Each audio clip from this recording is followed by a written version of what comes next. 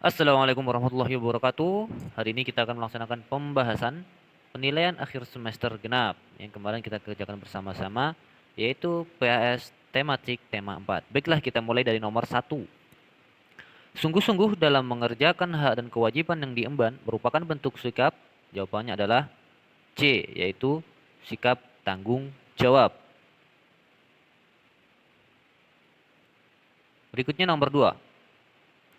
Tanggung jawab warga negara dalam upaya memperkukuh persatuan dan kesatuan bangsa, yaitu jawabannya adalah D, toleransi antar umat beragama. Selanjutnya nomor 3. Bentuk pelaksanaan hak dan kewajiban ikut serta dalam upaya pembelaan negara tercermin pada kegiatan. Jawabannya adalah D, berjuang mengharumkan nama bangsa dengan ikhlas. Selanjutnya nomor 4. Jalan raya merupakan salah satu fasilitas umum yang disediakan oleh negara untuk memperlancar kegiatan warga negara. Sebagai pengguna jalannya raya, bentuk tanggung jawab kita adalah C, menyeberang jalan di zebra cross. Nomor 5. Perhatikan kegiatan berikut. 1. Terjadi perpecahan dan pertentangan antar warga negara. 2. Pembangunan terhambat. 3. Mencerdaskan kehidupan bangsa. 4. Masyarakat mengalami keterbelakangan. 5. Tegaknya hukum dan keadilan. Dampak negatif tidak ada Dampak negatif tidak adanya tanggung jawab dalam pelaksanaan hak dan kewajiban sebagai warga negara ditunjukkan oleh angka. Jawabannya adalah B, nomor 1, yaitu terjadi perpecahan. 2, pembangunan terhambat. Kemudian yang keempat, masyarakat mengalami keterbelakangan. Ini adalah contoh bentuk dampak negatif bila kita tidak bertanggung jawab sebagai warga negara. Berikutnya nomor 6. Fakir miskin dan anak-anak terlantar dipelihara oleh negara. Hal tersebut diatur oleh Undang-Undang Pasal 34. Nah, fakir miskin dan anak-anak dilindungi, dirawat, dan dipelihara oleh negara. Berikutnya, nomor 7. Setiap warga negara berhak dan wajib ikut serta dalam upaya pembelaan negara. Hal ini tercermin dalam bunyi Undang-Undang Dasar 1945 pasal C, yaitu pasal C ayat E. Jawabannya adalah C, pasal 27 ayat 3. Berikutnya kita masuk soal bahasa Indonesia, yaitu soal nomor 8. Ini adalah kartu pendaftaran. Nah, kalian bisa melihat, ini adalah contoh formulir dari, ini pertanyaannya.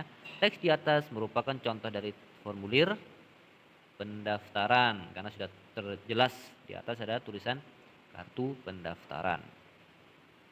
Berikutnya soal nomor 9. Pernyataan di bawah ini yang menunjukkan ciri formulir yang baik dan benar adalah ciri formulir yang baik dan benar, yaitu A. Formulir dirancang dengan corak dan sederhana namun mudah dipahami. Nomor 10. Sebuah formulir mempunyai bagian-bagian utama atau bagian pokok. Bagian keterangan dalam sebuah formulir berisikan tentang bagian keterangan atau petunjuk disebut dengan berisinya biasanya berisi tentang B. Tata cara mengisi formulir dan langkah-langkah yang harus dilakukan terhadap formulir setelah diisi. Selanjutnya, nomor 11. Namaku Nina Caniago. Aku lahir di Bandung pada tanggal 14 Maret tahun 2001. Aku tinggal bersama keluarga di Jalan Manggis nomor 23. Agamaku Islam. Urutan yang tepat untuk mengisi formulir di atas adalah, kalian yang tinggal melihat, tinggal diurutkan namanya siapa, alamatnya di mana, agamanya apa. Lalu nomor 3, tempat datang lahir. Jawabannya adalah D. Nama Nina Caniago, alamatnya Jalan Manggis, tempat lahirnya di Padang, tanggal 14 Maret tahun 2001. Kemudian yang keempat adalah agama, agamanya Islam. Selanjutnya nomor 12. Dalam mengisi daftar riwayat hidup, kita harus menggunakan data yang Sesungguhnya harus jujur, tidak boleh kita menggunakan data palsu, data rancu atau data yang tidak pasti. Nomor 13, masih tentang bahasa Indonesia. Hal penting yang harus dilakukan sebelum mengisi LJK. LJK itu adalah lembar jawaban. Nah, ini harus kalian perhatikan ketika kalian nanti menghadapi ujian akhir nasional. Hal yang harus kalian perhatikan ketika mengisi lembar jawaban saat ujian adalah awali dengan membaca bismillah dan membaca secara seksama petunjuk pengisian. Jawabannya adalah A. Berikutnya, nomor 14. Jumlah uang yang akan ditransfer adalah 5 juta rupiah. Bagaimana cara menuliskan nominal jumlah tersebut? Yang pertama, A 5.000, B itu 50.000, yang C 500.000, yang D ini adalah 5 juta rupiah. Gampang insyaallah. Nomor 15. Perhatikan contoh formulir pengiriman uang di bawah ini. Langkah terakhir dalam mengisi formulir pengiriman barang adalah, ingat, ketika kalian mengirimkan sesuatu, yang harus kalian perhatikan adalah kalian harus langkah terakhir yang harus kalian lakukan adalah memberikan atau membubuhkan tanda tangan. Nomor 16. Perhatikan gambar di bawah ini. Coba kalian perhatikan. Gambar di atas menggunakan energi alternatif berasal dari matahari. 17.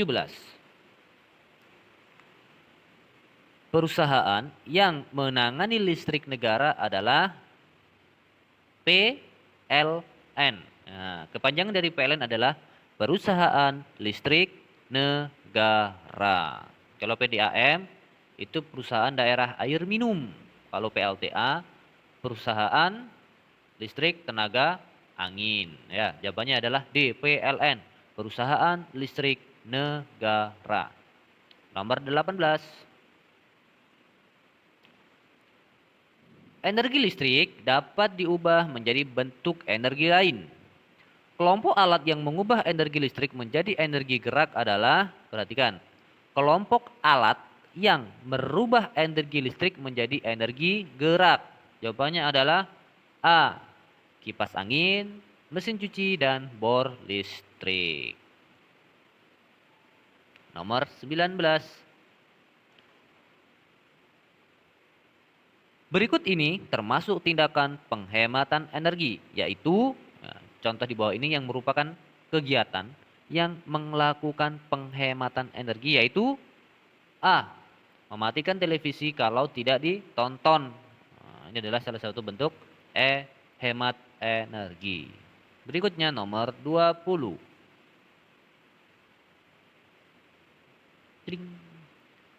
Oke, perhatikan pernyataan berikut ini. Nah, itu ada gambar televisi, meteran, timbangan, radio, dan PC komputer. Gambar di atas yang merupakan peralatan elektronik ditunjukkan oleh, ingat, alat elektronik yang mana? Tentu jawabannya sangat mudah. Kalian bisa memilih, jawabannya adalah A, D, dan F. Yaitu yang pertama televisi, kemudian yang kedua radio, dan yang terakhir adalah PC komputer. Jawabannya adalah D. Ditunjukkan oleh nomor A, D, dan F. Berikutnya nomor 21.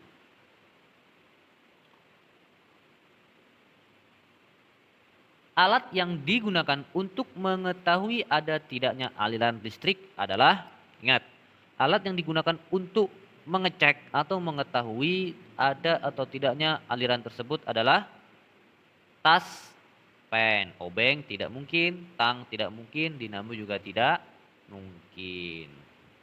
Berikutnya nomor 22. Penggunaan peralatan listrik harus berhati-hati.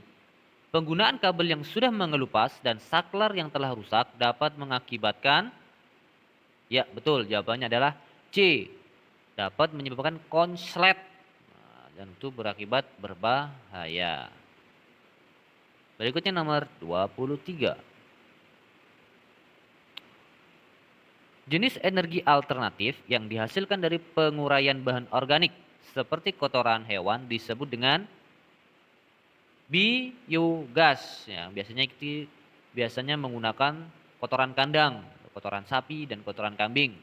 Nah, kemudian ditampung lalu diolah sedemikian rupa maka menjadi sebuah energi alternatif yang disebut dengan biogas. Nomor 24. Wah, panjang. Indonesia adalah negara yang kaya akan sumber daya alam. Akan tetapi masih belum kaya akan maaf.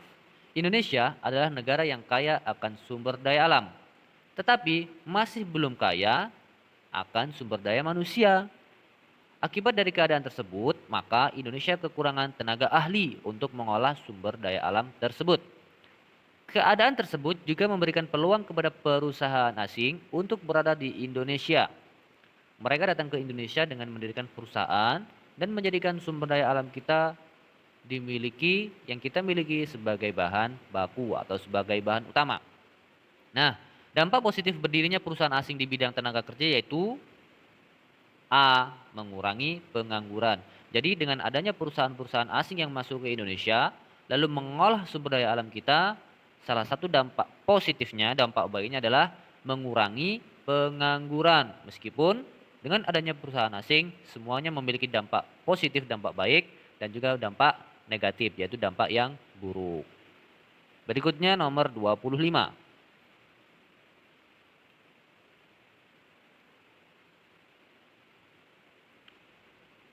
Media cetak maupun media elektronik yang biasa kita baca dan kita saksikan setiap hari, semuanya menyajikan bacaan dan tontonan yang tak jarang kurang memperhatikan moralitas, sopan santun, dan etika. Sehingga secara langsung para pembaca dan pemirsa dapat terpengaruh moral dan tingkah lakunya, terutama bila para pembaca dan pemirsa tersebut adalah remaja yang belum memiliki bekal pengetahuan agama yang kuat. Sikap bijaksana yang harus diperhatikan terhadap dampak globalisasi dalam bidang komunikasi tersebut adalah C. Ya, memilih yang baik dan membuang yang buruk. Ingat, ketika kita menyaksikan acara, berita, iklan yang ada di dalam media cetak maupun media elektronik, kita harus pandai-pandai memilih dan memilah mana yang baik untuk kita dan mana yang buruk untuk kita. Ya, jangan sampai kita mengkonsumsi hal-hal buruk dari kemajuan teknologi di bidang media elektronik. Seperti itu ya. Jadi jawabannya adalah C. Kita harus memilih dan memilah mana yang baik dan mana yang buruk. Berikutnya nomor 26. Berbagai produk budaya Korea mulai dari drama, film, lagu, dan fashion, gaya hidup, produk-produk industri mulai mewarnai kehidupan masyarakat di berbagai bidang belahan dunia.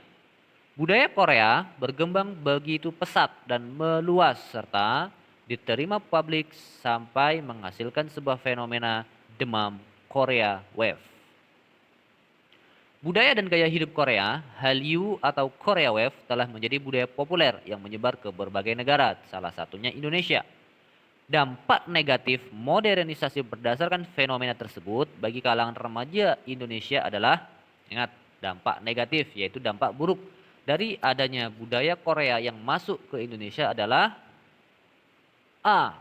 Kaum remaja meninggalkan budayanya sendiri karena sudah terlalu asik dan mengikuti budaya Korea baik drama, kemudian film, fashion. Nah, membuat remaja-remaja Indonesia, anak-anak muda Indonesia tidak kenal dengan budaya negara sendiri karena lebih asik dan lebih enjoy, lebih senang dengan budaya Korea. Lanjut kita ke nomor 27. Modernisasi di Indonesia mulai berjalan terutama dengan adanya C. Nah, lembaga-lembaga pendidikan dan pusat-pusat penelitian. Berikutnya nomor 28. Proses transformasi dari suatu perubahan ke arah yang lebih maju atau meningkat di berbagai aspek kehidupan disebut dengan modernisasi, yaitu melangkah dari hal hal yang biasa saja menuju hal-hal lebih maju. Nah, itu disebut dengan modernisasi. Nomor 29.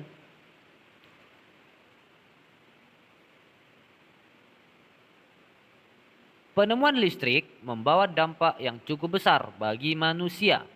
Salah satu dampak penemuan listrik bagi pelaku di sektor industri adalah A. Mempercepat proses industri. Ya. Jadi dulu ketika di zaman belum ada listrik, manusia itu melakukan kegiatan industri dengan manual, dengan tenaga manusia, dengan tenaga hewan. Kemudian seiring dengan modernisasi, dengan ditemukan listrik, maka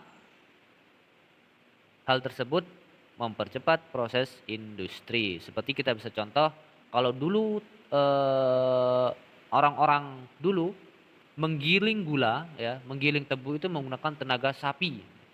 Nah, namun sekarang sudah menggunakan mesin yang canggih. Itu adalah salah satu dampak modernisasi di bidang industri. Oke, terakhir nomor 30.